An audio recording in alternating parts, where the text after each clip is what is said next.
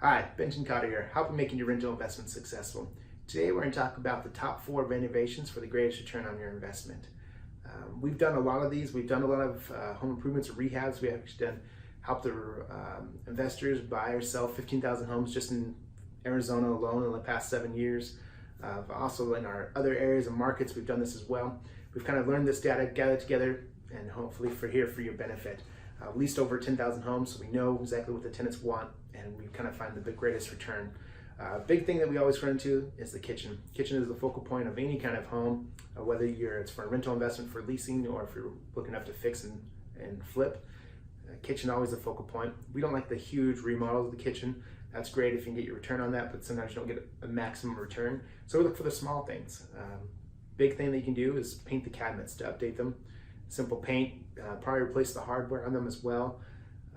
Those can go a long way, not too expensive.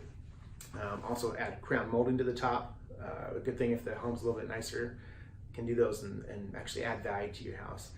Big thing you also want to do is maybe sometimes is actually remove some cabinetry. Sometimes in these older homes, 80s, there was cabinetry everywhere, kind of blocking, and the flow of the house wasn't great. Remove those, remove small little half walls. Things like that to open it up. The new thing is to open up the kitchen, especially if there's a great room or family room right next to it. Open it up so they have that space. The other thing you can do is just replace appliances, update the appliances, make them stand still if it's a nicer home. For rentals, we always recommend this as well, especially because then you're gonna have less maintenance to deal with. Plus it improves the overall appreciation of the house and the value of the house, and also curb appeal for the tenants or appeal to the tenants to rent the home, so it rents faster if you have nice updated appliances. Next simple thing is lighting. Replace lighting fixtures. They're so simple and cheap, especially in the entryways. Right when they walk into the home, you want to place those lighting fixtures. Make sure they're up to date and modern. Don't have to go really exuberant and spend tons of money on these. These are cheap, $100, $200 fixtures. Also get the brightest bulbs you can, put them in there.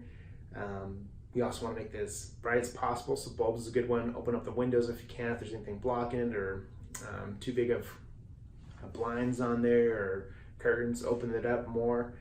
You definitely have to have window coverings in some homes, so definitely don't totally take them down, but definitely opening them up.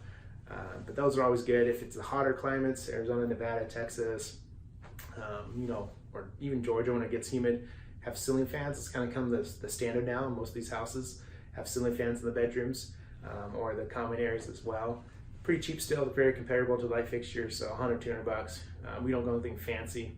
We actually usually just get the $100 ceiling fans and put those in. Still look modern enough, but not too overdone. Next one we can do is always the outside, curb appeal. It's kind of a bigger renovation is the paint the exterior.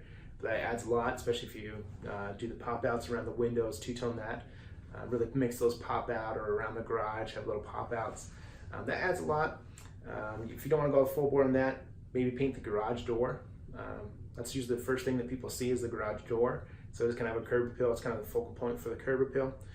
You can paint it sometimes. Sometimes you have to replace the whole garage, but usually you get dollar for dollar on that, on the appreciation if you replace the garage. Again, it's going to help it lease faster or sell faster with the curb appeal. Now it's not as expensive as the whole paint of the exterior, but it can run you, still quite a bit. So you kind of have to weigh both options there and see what will work for you. Another thing you can add just like stone facade or veneer on the sides. That's pretty cheap, and it's just small strategic placement of it. It's not like it's all the way around the house. Certain areas on the porch that added to it or whatever, just popping out. The curb appeal is going to see first. People looking at the house going to see first. So easy way to do that. Another thing is the landscape. I wish we had more on this, but landscape is definitely something that you need to work on. Clean it up, especially trim, all that normal stuff, but also you can rework some things. If you're doing a rental investment, sometimes you want to do low maintenance type landscape, which is great, but find the balance. You don't want to have totally extreme desert when you're renting out a home because it can look ugly.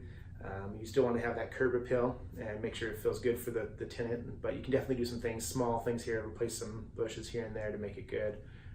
One thing, be strategic about it. I remember we had a rental house, we had a rose bush, but it was right next to the hose bib. So one thing, don't have rose bushes if you want a family. We learned that, obviously with kids and stuff, you don't want to have a rose bush.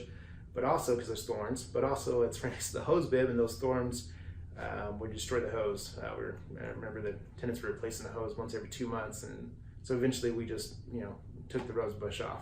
So kind of be careful what you put in there. Remember, this is for home, family, make it easy maintenance, but also make it appealing enough for them to have a good experience.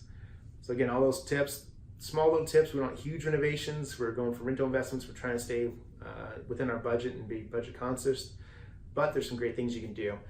We've done this a lot of, and helped a lot of people, and so we've gathered all the research and data. We know it works. We've seen it.